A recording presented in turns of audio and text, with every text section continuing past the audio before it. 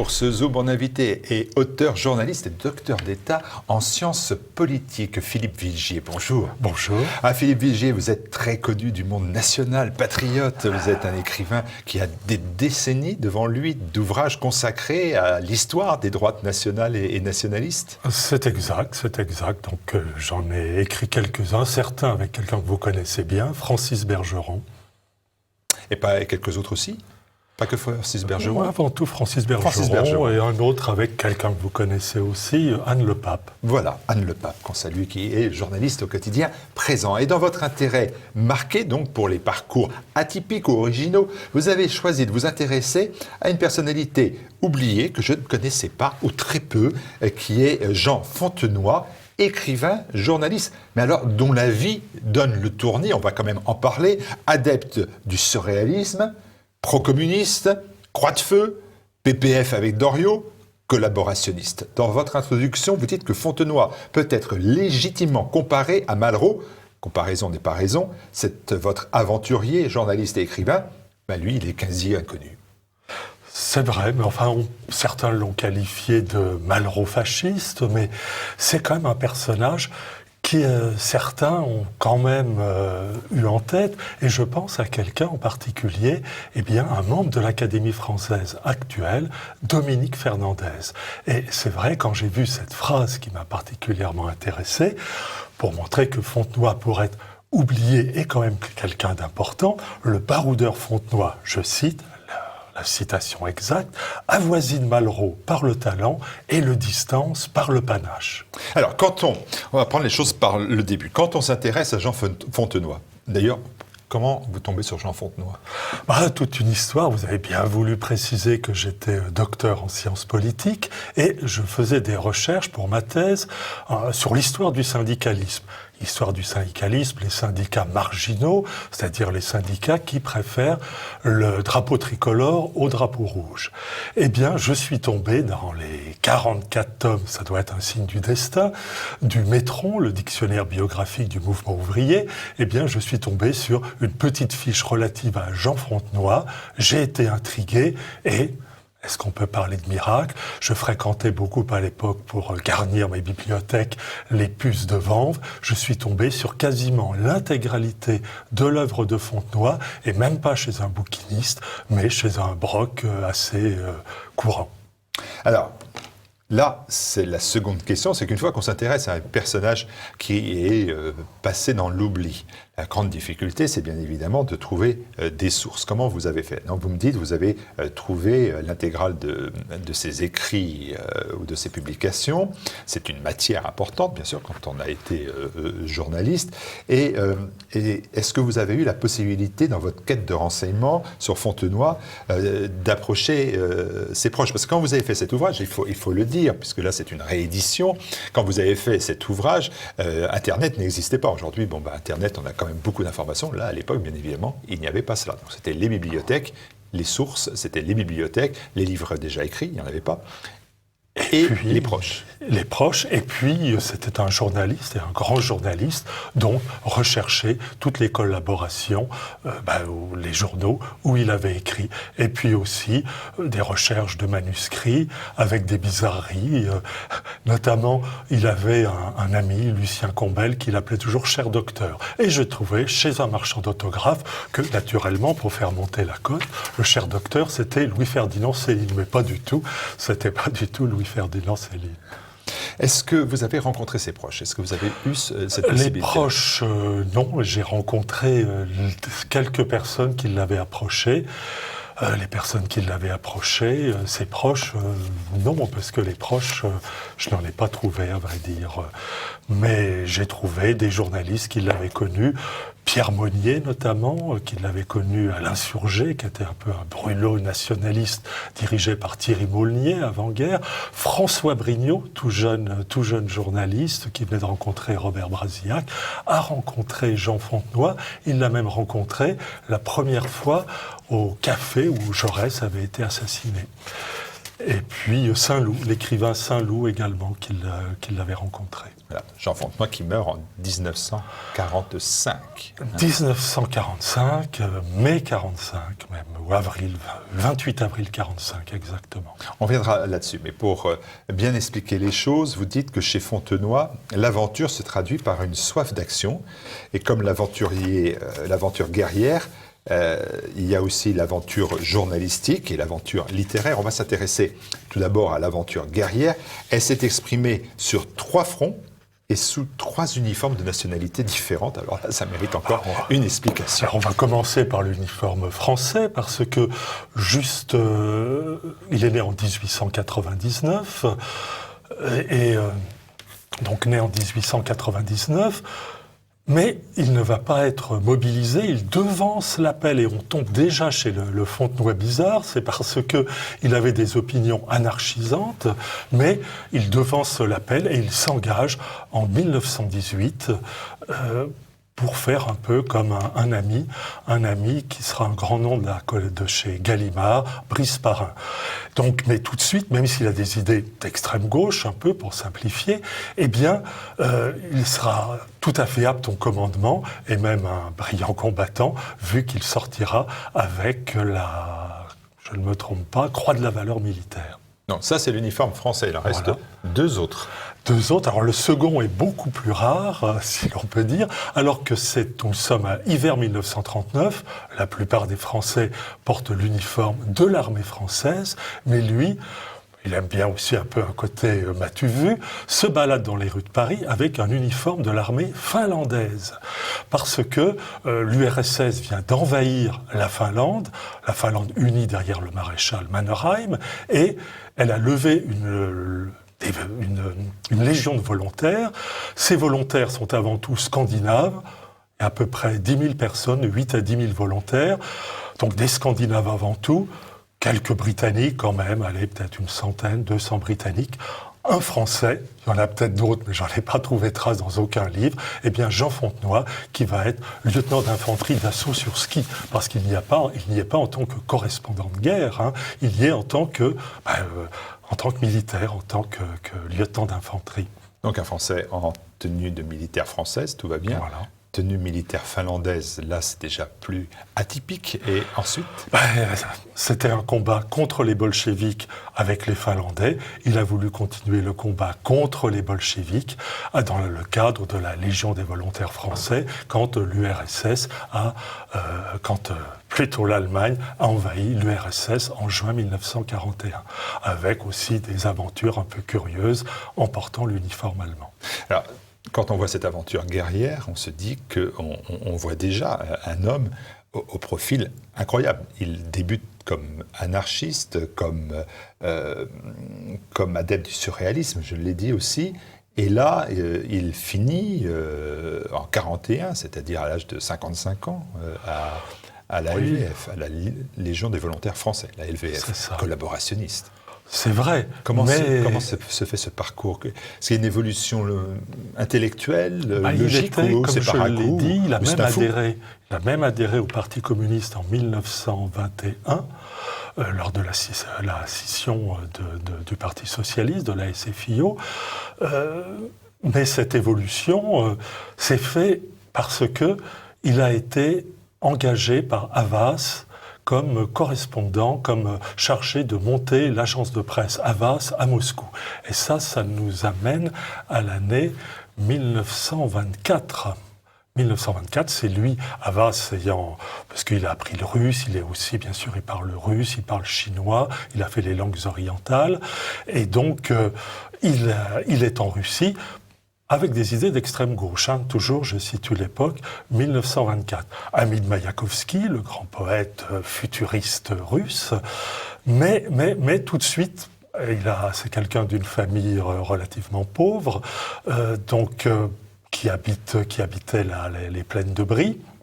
Et il y a quand même un bon sens terrien. Et tout de suite, il va perdre l'utopie, le côté utopique du communisme. Il va garder dans ce premier séjour en URSS le côté progressiste, mais tout de suite, il porte l'utopie. Pour un exemple, quand il constate que, eh bien, on construit des maisons avec des pignons en forme de clé anglaise, sous prétexte d'honorer le prolétariat, eh bien, lui, il constate tout de suite que, eh bien, les toits fuient. Donc, c'est déjà, il dit, il y a quelque chose qui ne va pas. Et puis, c'est quelqu'un, avant tout, même s'il a des idées progressistes, pour l'instant, enfin, il a toujours eu des idées progressistes, mais enfin, du côté de l'extrême gauche, c'est que c'est un journaliste. Pour lui, un journaliste, c'est l'honnêteté, et le journaliste décrit la réalité. Et la réalité, eh bien, il va rapidement voir en URSS que ça ne correspond en rien à ses idéaux. À ses idéaux. Alors l'aventure journalistique, on vient d'en dire un mot aussi, elle est liée bien évidemment à la personnalité de Fontenoy. Elle est aussi d'ailleurs très impressionnante parce qu'il est correspondant de presse, responsable d'agence, directeur de revue. Il a toujours fait preuve, dites-vous, d'une réelle indépendance d'esprit. Permettez-moi de vous dire que quand on est dans la collaboration, je pense que l'indépendance d'esprit, c'était peut-être... écoutez, c'est peut-être un des seuls, ou le seul, je ne sais pas, mais n'oublions pas, il a aussi été arrêté par les Allemands. Pour faire un reportage, il a voulu jouer avec les patrouilles allemandes pour passer la ligne de démarcation. Il a été emprisonné parce qu'il a fait des reportages en mer Méditerranée, en décrivant ce qui se passait, c'est-à-dire la Wehrmacht a trouvé qu'il était un peu trop précis, et donc il s'est fait mettre en prison par les Allemands. Mais enfin bon, c'est vrai qu'il avait des sympathies avec Otto Abetz, qui s'occupait donc des journalistes en France et des intellectuels français, ce qui lui a valu à plusieurs reprises d'être libéré. Alors, je comprends parfaitement. Et peut-être, je peux encore le placer encore, en montrant une certaine indépendance d'esprit, c'est que il a aussi publié une petite plaquette pendant l'occupation, ça devait être en 1941 ou 42, je ne sais plus, où il a dit l'important c'est effectivement que les Français ne soient pas des lâches. À partir de là, où vous choisissez la collaboration, où vous choisissez de vous engager et vous rejoignez De Gaulle. Pourquoi il n'a pas choisi de rejoindre De Gaulle ? On dit souvent qu'il y a beaucoup de Français qui ont hésité entre ces deux choix. Oui, c'est vrai. Ben lui, avant tout, il a été très marqué par le communisme. Et quand il y a eu l'invasion de l'URSS, c'est là où il a vraiment basculé. Est-ce qu'on peut dire que c'est un journaliste et écrivain qui va s'inscrire dans le mouvement collaborationniste avec honnêteté, c'est-à-dire, est-ce que c'est tout simplement pour prendre les places que les autres ont laissées ou qu'on a chassées? Est-ce que c'est par intérêt économique ou est-ce que c'est véritablement par intérêt politique, la lutte contre le communisme étant, si j'ai bien compris, la clé d'explication de son engagement? C'est effectivement ça. Et là, je reprendrai une formule de Jean Cocteau, parce qu'il a connu Jean Cocteau pendant la guerre, eh bien, qu'il a qualifié de pur. Donc c'est quand même une caution intéressante. Et puis du reste, il faisait souvent cette remarque dans les bars ou autre part, parce que c'était aussi quelqu'un qui aimait la vie nocturne. Eh bien, il disait supposition que le fascisme arrive au pouvoir en France, ben je serai le premier à me retrouver en prison. Alors vous louez l'œuvre littéraire, c'est la troisième aventure de Jean Fontenoy, l'œuvre littéraire. L'aventure littéraire, cependant, il nous a laissé que quelques livres. Alors j'ai regardé les spécialistes qui jugent que l'école des renégats, par exemple, est pâle et décevant. Pamphlet, je crois que c'est de Francis Bergeron que je tiens cette phrase, alors là, votre ami. Et seul son Shanghai secret est considéré comme une œuvre largement supérieure à l'espoir de Malraux. Oui, ben alors là, même si Francis Bergeron est un ami, je m'inscris absolument. Je ne suis pas sûr que ce soit de lui, je crois que c'est de lui. C'est de lui. Ah ben voilà. Francis a peut-être lu un peu rapidement, et en tout cas non, l'école du renégat, en tout cas, quand l'école du renégat est sortie, il a quand même fait la une de l'Action française. Maurras lui a consacré une page entière en disant que c'était bien supérieur. L'école du renégat, c'est un retour au réel, puisqu'il abandonne ses idées progressistes, ses idées communistes, et donc bien supérieur, disait Maurras, au retour du RSS, par exemple, d'André Gide. Et aussi, le grand quotidien conservateur, Le Temps, trouvait que c'était remarquable. Même la grande presse avait dans des journaux comme Candide, Brasillac, elle l'a trouvé remarquable aussi. Du reste, Brasillac a été amené à le rencontrer.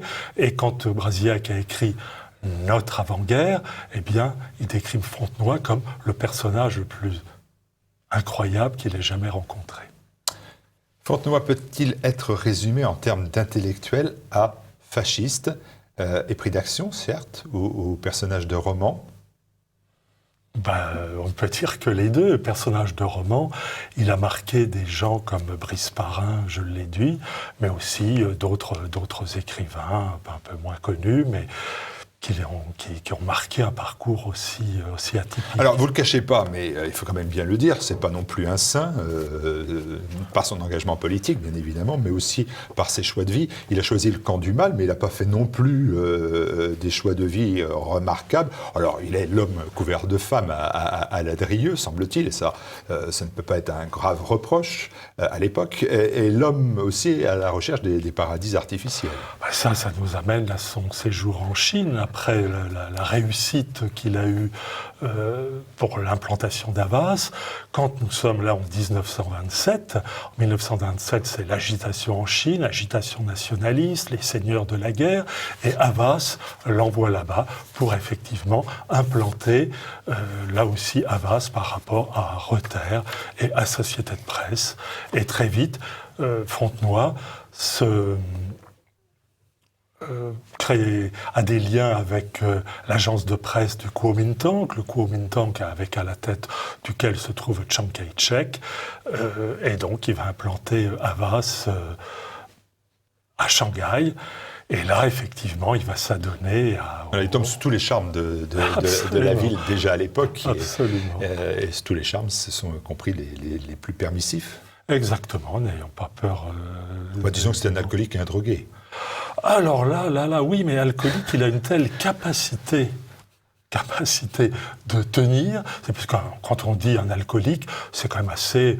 La personne est assez dégénérée, ne peut pas faire grand-chose, tandis que lui, même s'il aimait les alcools forts, il a quand même à chaque fois manié avec la même dextérité, non seulement la machine à écrire, mais le revolver, le pistolet mitrailleur, dans des opérations où quand même il faut être relativement en forme, y compris donc en Chine.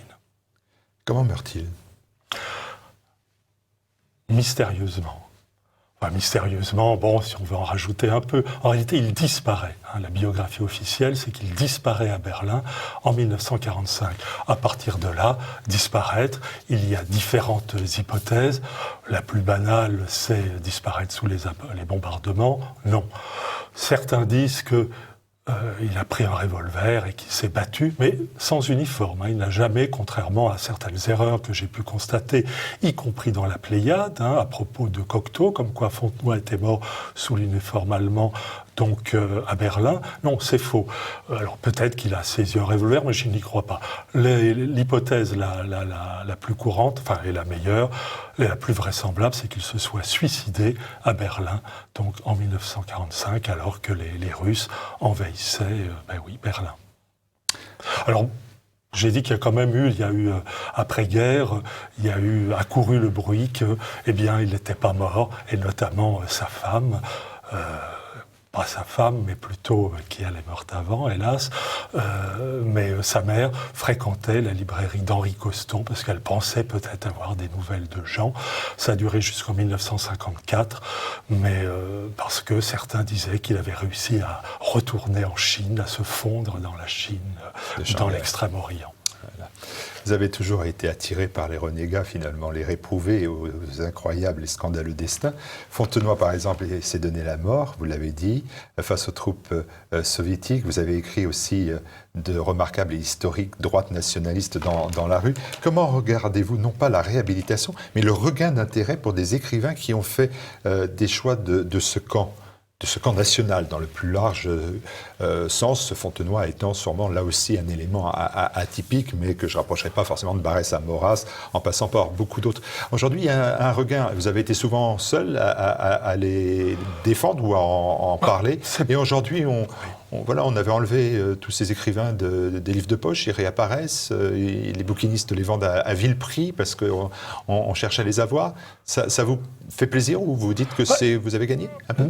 Non, je veux surtout dire que face au conformisme ambiant, On cherche effectivement des destins qui ne rentrent pas forcément dans les clous auxquels on est habitué. Mais ceci dit, il faut raison garder, suivant la formule. C'est-à-dire que les aventuriers, c'est pas uniquement des gens de bande dessinée. Il y a toujours des côtés sombres, et il ne faut pas les oublier.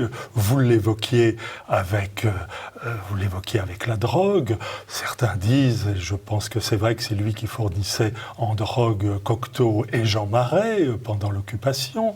Ça, c'est un des côtés sombres. Il y a aussi le côté, il ne faut pas se cacher qu'il a dû toucher de l'argent des Allemands quand il a voulu lancer certaines revues.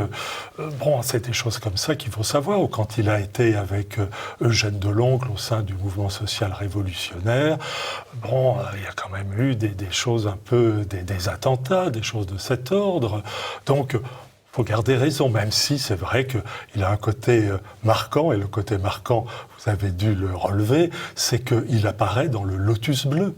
En tout cas, le journal qu'il a fondé à Shanghai, apparaît, il y a une vignette où il y a marqué le journal de Shanghai, c'est-à-dire le journal dont Jean Fontenoy était le responsable. Vous êtes toujours intéressé à ceux qui se sentaient forcés finalement aussi de manier le social, dont vous êtes un spécialiste, et puis aussi le national, dont vous êtes par nature en adéquation.